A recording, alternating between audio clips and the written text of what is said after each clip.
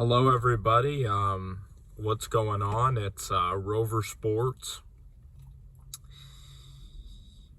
It's my first time being back in a long time on the airwaves, and I do appreciate everybody that views the videos. It's gonna be more infrequent videos, going forward. There was a time, that I was really doing a ton of videos, like, twice a week, 3 times a week, and I enjoyed that. But I'm gonna just drop these kind of longer videos. And I hope you guys enjoy it. And it might be infrequent, it might be frequent. You'll never know, kind of. I also have a podcast called Rover Sports Podcast. I even like that better because I will be able to, on that podcast, I'll be able to have a microphone, and the audio will be even better than that on this phone, because I don't really have a great setup, with the laptop and the microphone and the way that I kind of look. So this might be the best format for me to do videos. So I'm going to spend about 20 minutes here just outlining everything in the NFL, everything that I believe in the NFL, and talking about everything on the field, and all the big stories. So the first story that kind of has transpired over the past month has been J.J. Watt going to the Arizona Cardinals. I believe for J.J. Watt, this move was a lifestyle choice. He has a wife.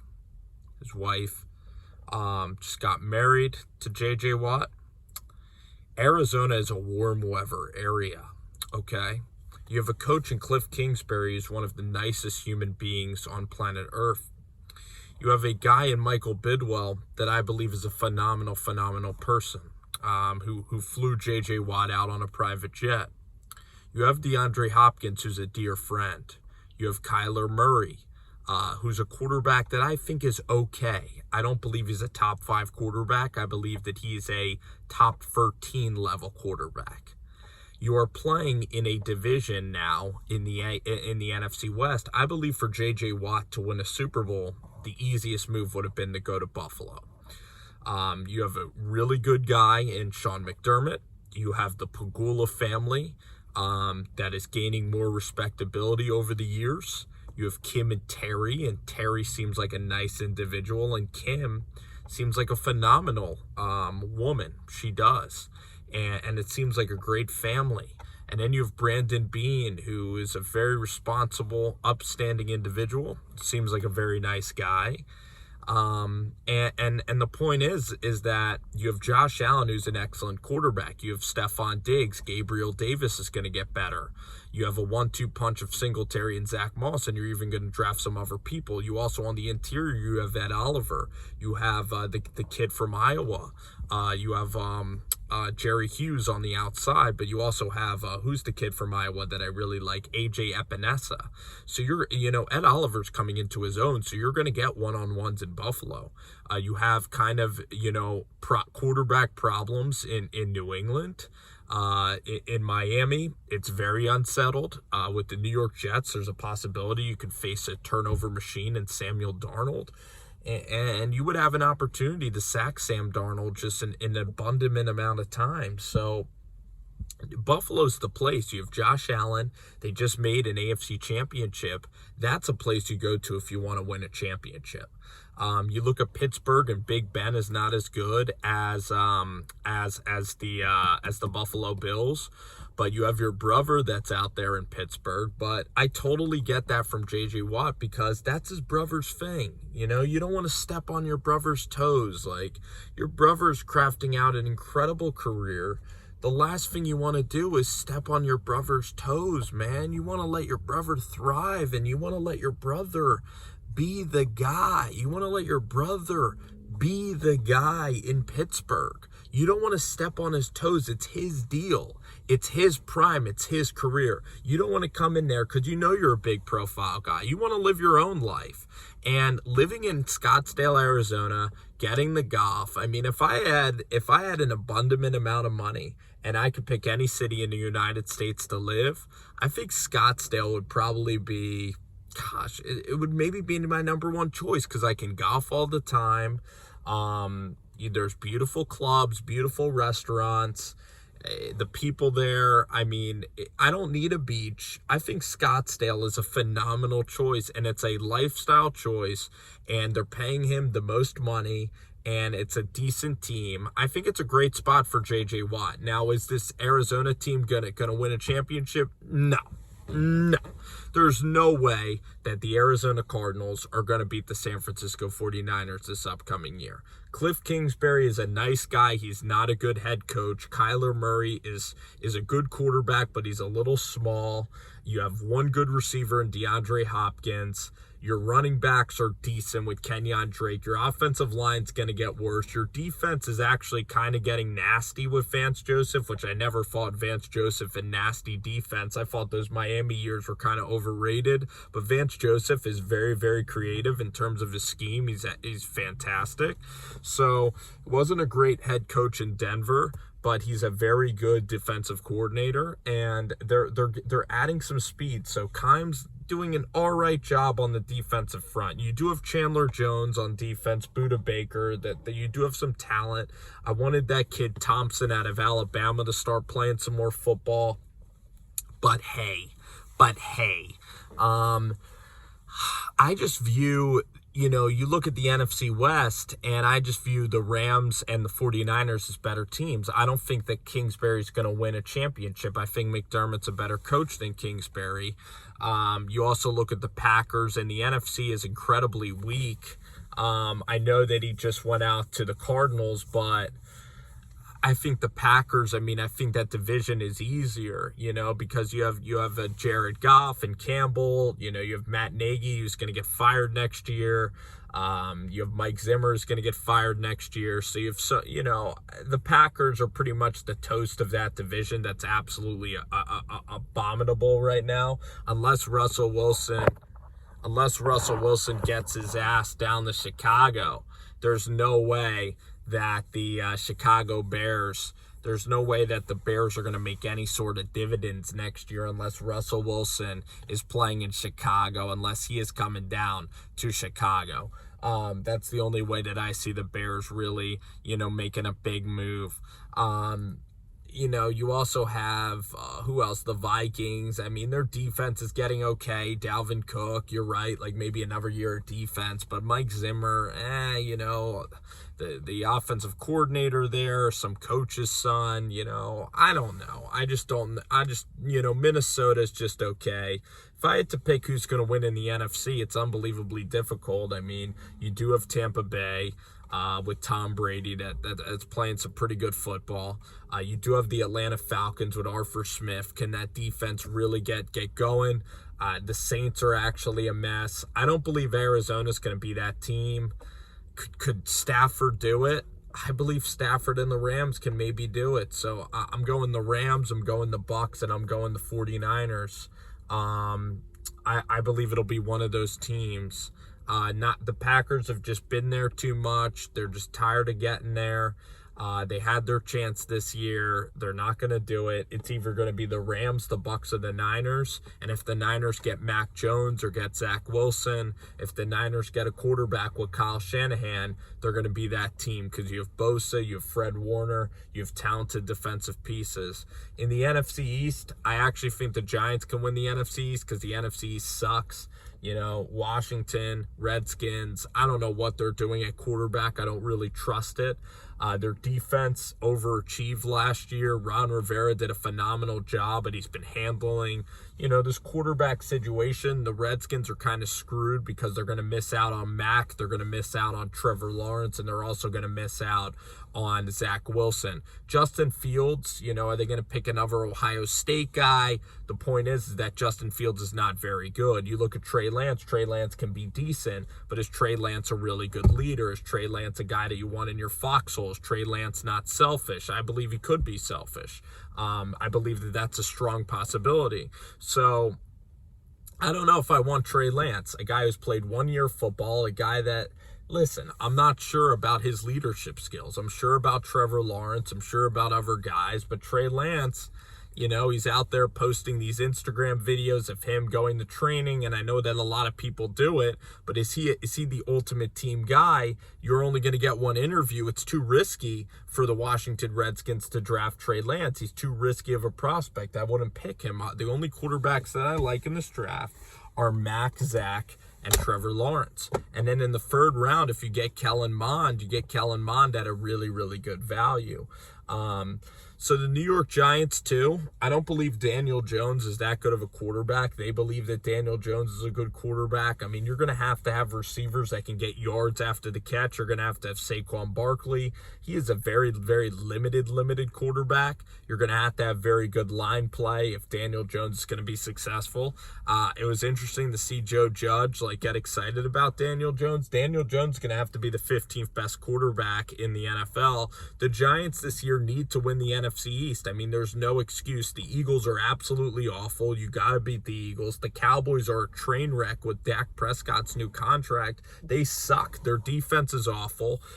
McCarthy is absolutely over his head. He sucks as a head coach. He's going to end up getting fired in about 3 to 4 years. Jerry Jones, I mean, unless Jerry Jones is going to draft all defense, unless the Cowboys can actually get good defensively with Dan Quinn, that's the only way that the Cowboys are ever going to make dividends. But the Cowboys are never, ever going to sniff an NFC championship. They suck. Dak Prescott is incredibly limited as a quarterback. He's a little bit better than Daniel Jones. He shouldn't be getting paid $40 million, but the Cowboys with Amari Cooper and Zeke Elliott, they're in such cap hell that they have no flexibility anyway. So the point is the Cowboys are going to suck for about 5 years, but the way that I build the thing is I would draft all defense the next 5 years. I'd promote Kellen Moore eventually, and then eventually I'd I would trade Dak in year 3. I'd hope Dak Prescott can put up good stats for about 3 years, and then when you have Arch Manning on the board, you go out there, you scout, maybe even next year you have Carson Strong and Spencer Rattler. You need to start scouting college quarterbacks for the net. It's an 8-year plan for the Dallas Cowboys. They're not going to be relevant for the next, I'd say, unless they trade Dak for a really good rookie quarterback. Their defense is terrible. They have horrible contracts. They're going to suck for the next 3 to 4 years, the Cowboys are. Maybe they'll win the NFC East, but then they're going to get bounced immediately. The New York Giants can kind of be like that fringy little, cute little Indianapolis Colts where they might win a playoff game. Joe Judge and Gettleman, they'll go 10-6, but they're never going to end up winning a championship. I mean, there's no way that Daniel Jones is going to be able to operate in the playoffs and put up big level points. I just don't see it happening. I hope I am so dead wrong, but I don't believe that this Giants offense with Daniel Jones at the helm, he can't even push the dang ball down the field. He doesn't have his arm is so weak. He doesn't have the talent to throw the ball deep. I would rather start James Morgan at quarterback than I would Daniel Jones. I believe Daniel Jones is probably a 35th best quarterback in the NFL. Maybe in the high 20s. He's a little bit better than maybe a Joe Burrow, for example. But I'm not a believer in Jones. I'm a believer in Gettleman and Joe Judge, and this defense will be really good and really nasty. The Giants will maybe win the NFC East. Then they'll get bounced by a better quarterback team because their offense is going to suck. So the Giants will go 8-8, 9-7. Daniel Jones, they have no passing game. He is not a good quarterback. I mean, you have zero passing game. I don't care if you have the fastest guys in the world. It's like getting a Ferrari and you can't even drive the car. So Daniel Jones, as a quarterback, he's never going to be elite. If the New York Giants were able to get a Zach Wilson, if they even put Mac Jones in this offense, it would be more exciting than Jones, who has zero mobility in the pocket, who has a very weak arm, who's completely indecisive, who has no football. He just has terrible instincts. We've watched it for 2 years already. He doesn't have a strong arm. And if you don't have a strong arm and you have poor instincts, I'm out on you as a quarterback. I mean, you look at Drew Lock. Drew Lock has a huge arm, and that's why Drew Lock is a better quarterback than Daniel Jones, and Drew Lock's going to be a really good quarterback for the Denver Broncos going forward. But this Dak Prescott contract, the Cowboys are absolutely screwed. Then you look at Russell Wilson and what's going on with that guy, and you have Pete Carroll there.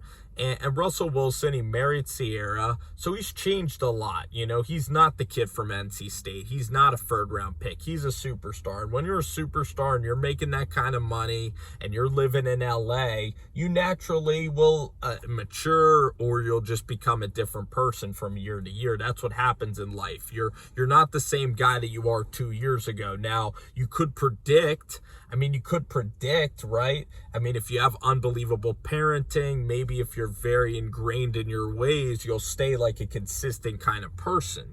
Maybe you're not a Hollywood seeking guy, and it's oftentimes very hard to predict when you draft a quarterback like Carson Wentz. Is Carson Wentz ever going to be a spoiled, entitled kind of guy? And that's what happened with the Eagles. So it's very interesting, like, who you draft psychologically. The thing about the NFL when you're drafting a quarterback is psychologically how much is he going to demand money? How much is the guy going to ultimately over time demand the offense being catered to him? I'd say Trevor Lawrence has a little bit of a chance to be a little bit demanding. He's kind of that superstar. He could be a diva quarterback a little bit. You have to look at what guys are really going to change and be difficult to you as a franchise. That's what you have to do as a GM. You have to look at the guy's makeup. You have to look at his parents. You have to look at, is this guy going to be is he going to be entitled down the line? And eventually you're going to get stuff wrong because things are going to happen in the person's life that could change the individual. But Russell Wilson's very different, and it kind of gives credence a little bit to what Richard Sherman said. Now, is Russell Wilson a bad guy? He's not at all. He's one of the nicer guys. He's still one of the nicer guys in the NFL, but he's getting tired of Pete Carroll. He hangs out around a lot of NBA guys that get their way by getting traded. So I look at Carroll. I think Carroll's a very good coach. I think that the offense he wants to run is kind of run the football offense, which I think could be really successful if they actually had an offensive line and a running game. So I look at Russell Wilson. He has a decent situation in Seattle, but he doesn't like living in Seattle. It's cold, it's rainy. He's done everything to do in that market. So he wants to get out to a bigger market, to a warm weather area, because Seattle is just, the weather there is absolutely horrible.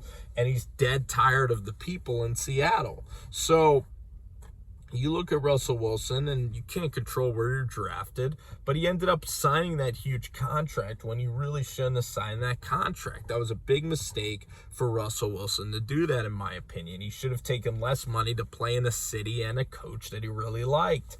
So, now you go forward. Seattle has Russell Wilson. And it's going to be, is Russell going to get traded? Maybe.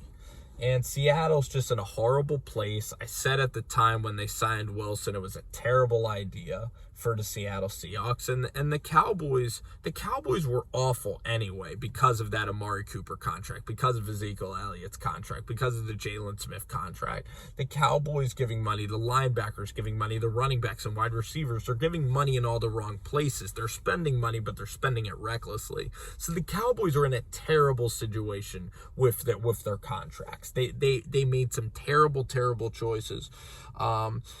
And that's why the Cowboys were in a terrible spot. But you look at Houston, or you look at Seattle paying money to big level quarterbacks, it's 95% of the time going to be the wrong decision. You can have your Mahomes, you can have your Josh Allens, those are your one in a million type of guys. But Carson Wentz, Jared Goff, paying quarterbacks is absolutely stupid. And Seattle should have traded Russell Wilson a couple of years ago. They would have gotten more value, and they wouldn't have had to pay this huge salary. Maybe that's why the Giants like Daniel Jones so much, because they know they won't have to pay him big money. You look at the Denver Broncos, I believe you should keep Drew Lock, because Drew Lock, right now his value is so low, you could sign Drew Lock, try to sign Drew Lock for $35 million a year. The cap keeps going up. You could stack your defense and you can have a winning quarterback in Drew Lock. You need a winning quarterback. Who's a winning quarterback? A quarterback that's inexpensive enough where the rest of your team could be fantastic. You look at Jimmy Garoppolo. He was a winning quarterback because the rest of his defense was absolutely fantastic. So that was 20 minutes. Once a week, we will at least do 20 minutes on the NFL, on all the contracts, on everything that you want to hear from me on Rover Sports. It has been fun talking with you guys. At times during this video, your thoughts can get all jumbled up, but you need to get everything to the main page. You need to get everything out there. So everything's out there, everything I believe. Hope you guys took something from the video. Hope you guys like it. Hope it inspires conversations with your friends, maybe some sports debate, some NFL talk. So I love the NFL, and this week we have some good stuff. Next week we're gonna have free agency, so it'll be another 20 minutes of rapid fire reaction. All right, see y'all.